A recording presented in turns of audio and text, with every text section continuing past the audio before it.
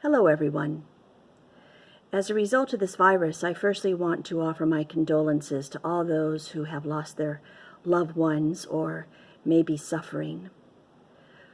I'm sending you more love and strength than the world has to offer during these very difficult times.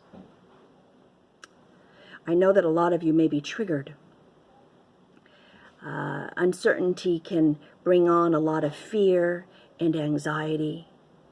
And what we really need to remember, and for those of you who know me probably know what I'm about to say, we can control how we choose to think.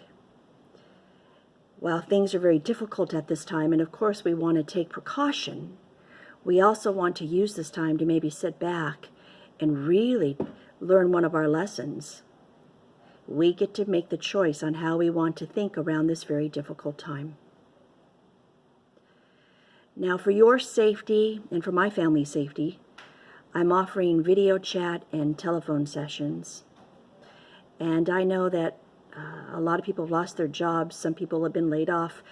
Some people are just financially concerned for good reason. So I am offering a sliding scale, and all you have to do is email me.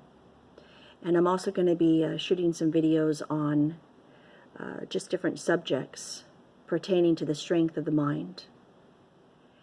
And I think all we can all do right now is just really go within. And what are we getting out of this? We're probably learning how to reframe fear and reframe tragedy and difficulty. And how do you do that?